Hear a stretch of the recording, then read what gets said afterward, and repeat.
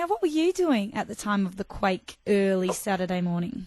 Well, I was actually laying in bed reading a book prior to going to work, and I just propped up in bed, and all of a sudden my head started banging against the donga, and the actual donga started to shake, and I've got a big clock on the wall, and that started to vibrate, but it only lasted probably 20 seconds. How long before you realised it was an earthquake? Well, actually, at the time, because I was in Bali 2 years ago, and I've been through a 6.7 earthquake, and have also felt the Beckering earthquake, but I immediately sort of thought, well, it's an earthquake because we're only 15 kilometres from Newman, but we normally don't have any shudders like that from the blasting at the mines. So were there a few people that were sort of leaning towards that it might have been just a blast? Yes, there were. All those that were sort of actually asleep at the time and had been woken up from it thought it could have just been a blast.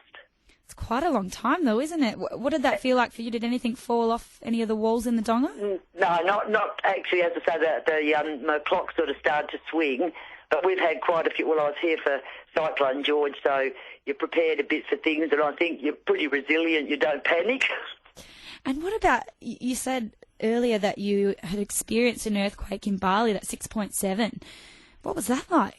That was horrific. The same sort of scenario. I was actually up, and it was just after 7 o'clock in the morning, and I was actually sitting outside the hotel room with reading a book and a cup of coffee. All of a sudden, the whole cement building just shook.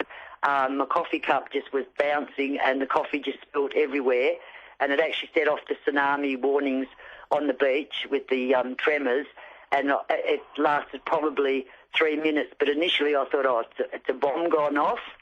And the next minute people were sort of running out of their rooms. But I think you're sort of so shocked. I was sort of sitting there thinking for a minute, what's happening?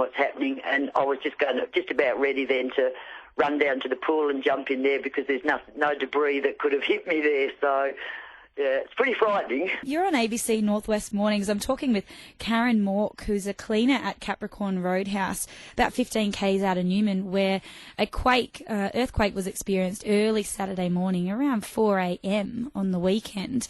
Now, Karen, I know Sue there at the Roadhouse has only been there, a few short weeks. Yes. Are there a few people around that you've heard that, a bit worried about this sort of thing happening again? What's the reaction been like? Yeah, few sort of have, but I think quite a few of them have already been through a cycle. We had a big flood here not long ago, so as I say, I think when you're in the Pilbara, you become a bit resilient about things. You don't sort of panic as much as in the city.